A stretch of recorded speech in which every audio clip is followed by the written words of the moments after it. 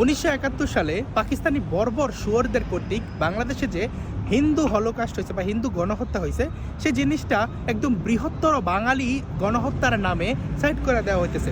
এবং গত 2 দিন যখন আমরা এগুলা পোস্ট করার পরে বাংলাদেশের অনেক মুসলিম এসে এখানে খুব খুশি হইতেছে, হ্যাঁ এমন হওয়া উচিত ছিল, সবাইকে কেন মারলো না, পাকিস্তানি বাহিনীকে ধন্যবাদ, এই ধরনের আচরণ করতেছে।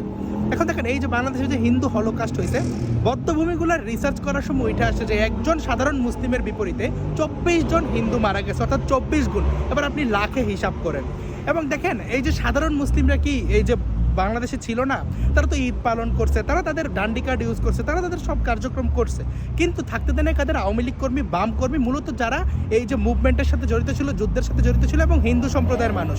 এবার আপনি দেখেন, যখন যুদ্ধ শেষ হয়েছে, পাকিস্তানের গুহারা হারলো, তারা এটার নাম দিচ্ছে যে মুক্তিযোদ্ধারা হলো অর্ধ হিন্দু বা আধা হিন্দু, এবং বলছে যে সেটা মালাউন বা অর্থাৎ ইন্ডিয়ার একটা ষড়যন্ত্র। এখন দেখেন, তারা একটা নাম দিয়েছে ইসলাম রক্ষার আন্দোলন, ইসলামের অখণ্ডতার আন্দোলন, ভূমি রক্ষার আন্দোলন। যাই হোক, তারা যাদেরকে মালাউন আর্মি ডাকে, সেই আর্মির সাথে যাদেরকে আধা হিন্দু ডাকতো, মিসক্রিয়েন্ট ডাকতো, মুক্তিযোদ্ধাদের কাছে তাদের পাতলুন খুইলা গেল, একদম পাতলুন খুইলা তাদের পাছায় পিটাইছে। দেশ স্বাধীন হওয়ার পরেও তাদের নেতারা ঘুইরা বিভিন্ন দেশে লবিং করছে যেন পাকিস্তানের সাথে কনফেডারেশন থাকে, যেন বাংলাদেশকে স্বীকৃতি দেওয়া না হয়। এর কারণে দুর্ভিক্ষ হয়েছে। যাই হোক, সেটা ইতিহাস। এই বাংলাদেশের রাজাকার আলবদরদের 71-এ হাজার হাজার স্টেটমেন্ট দেখবেন যে সেখানে বলা হয়েছে যে এটা ইসলাম রক্ষার আন্দোলন।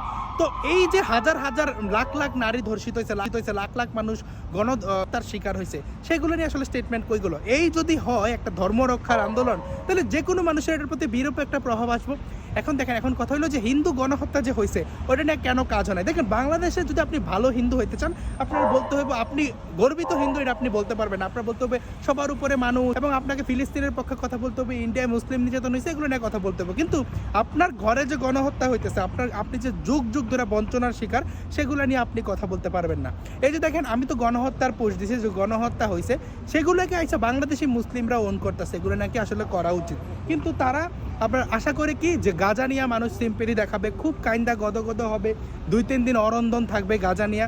গুজরাট নিয়ে একদম মানুষ নাঙ্গা থাকবে, যেহেতু গুজরাটে এমন হয়েছে, বা মানুষ কাশ্মীর নিয়ে কথা বলবে। কিন্তু ওরা কাশ্মীরি পণ্ডিত গণহত্যারে বলবে ওকে ফাইন, এটাই ঠিক আছে।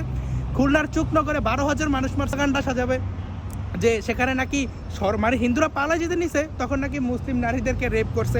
এটা কোনো ইতিহাসেই নাই, কিন্তু তারা এখন নতুন করে বানাইতেছে, কারণ তাদের আব্বুদের এত এত বড় গণহত্যার ইতিহাস আসলে কীভাবে লুকাইব। যখন ধর্মরক্ষার নামে বাঙালি নারী ধর্ষিত হইতেছিল, বাঙালি গণহত্যা হইতেছিল, অন্যদিকে রিফিউজি ক্যাম্পেও হিন্দুরা আপনার বাংলাদেশের পতাকা লাগিয়ে দুর্গাপূজা করছিল।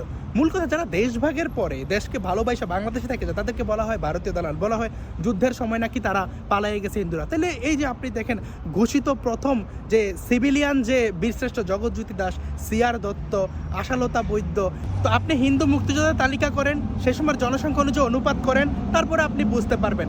এখন দেখেন, আপনার জীবন বরবাদ করে দিছে, আপনাকে অফিসিয়ালি ঘোষণা করছে হত্যা করা যাবে, হত্যা করলে কোনো বিচার হবে না। তো আপনি প্রাণ বাঁচানোর জন্য যদি অপর দিকে যান, যেমন গাজা, এই যে গাজার মধ্যে বলা হইতেছে যে রাফা স্ট্রিট কেন খুলতেছে না, সেখানে তারা আশ্রয় দিতে পারতেছে না, সে সময় তো ভারত আশ্রয় দিয়েছে, সেখানে আওয়ামী লীগ কর্মী এবং অনেক মুসলিম এবং বেশিরভাগ ক্ষেত্রে হিন্দুরা পালাতে ছিল, কারণ তাদেরকে শুট এট সাইটের অর্ডার ছিল, যেখানে পাইতো সেখানেই তাদেরকে হত্যা করতো। বাটপার নেতারা টকশোতে যায় বলে মুক্তিযুদ্ধ জনযুদ্ধ ছিল, কারণ এটা প্রমাণিত সত্য, এখানে হিন্দুর অংশগ্রহণ ছিল।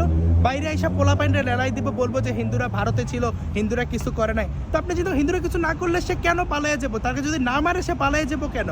এখন দেখেন, যেখানে একজন সাধারণ মুসলিম এখানে ঈদ পালন করছে, পোলাও কুরমা সব কিছু খাইছে ঈদের সময়, ওইখানে কলেরায় হিন্দুদের হাজার হাজার শিশু মারা গেছে, তারা আটা খায়া থাকছে। রিফিউজি ক্যাম্পে যারা বলতেছে মামার বাড়ি হিসেবে ছিল, তাদের জন্য প্রকৃতির যে নেচার রিভেঞ্জে যে টিট ফর ট্যাট আছে, আমি খুব করে চাই যে তারাও যেন একসময় রিফিউজি হয়, এবং রিফিউজি তাদের মামার বাড়িতে থাকতে চায়, তারাও আমি চাই যে তারা সুখে থাকুক। সো মূল কথা, এটা আমাদের সামগ্রিক ব্যর্থতা, যে এটা নিয়ে আমরা ডকুমেন্টারি আছে, সব কিছু আছে, কিন্তু এটা আমরা হিন্দু হলোকাস্ট হিসেবে প্রচার করতে পারি নাই। এবং আমি মনে করি যে সকল সংগঠনের উচিত যেইভাবেই হোক, যেমন আপনি যদি দেখেন ইউরোপে যদি আপনি ইহুদি হলোকাস্টের পক্ষে কথা বলেন, আপনার বিরুদ্ধে 4 জানা হবে, কিন্তু বাংলাদেশে প্রকাশ্যে অনেক মুসলিম এটা নিয়ে রীতিমতো উল্লাস করতেছে যে হিন্দুদেরকে গণহত্যা করা হয়েছে, হিন্দুদেরকে জবাই করা হয়েছে। তো আসলে এটা আমাদের ব্যর্থতা, আমরা এটাকে একটা পরিপূর্ণ স্ট্রাকচারাল কাঠামোতে আইনার একটা হলোকাস্ট, এটা আমাদের অস্তিত্ব, এগুলো নিয়ে আমরা কথা বলতে পারি না। এবং লাস্টে আরেকটা কথা, আপনাদের কাছে যদি কোনো এনজিও থাকে যারা যাদেরকে বাবা মা নাই, তাদেরকে নিয়ে টেক কেয়ার করে, তাহলে আমার কমেন্ট বক্সে মেনশন করে দেবেন। এখানে অনেক পিতৃ পরিচয়হীন কিছু ছাগল আইসা এখানে লাফালাফি করে, কিছুই বোঝে না, জানে না, রেফারেন্স দিল, রেফারেন্স করতে অকথ্য ভাষায় গালিগালাজ করে।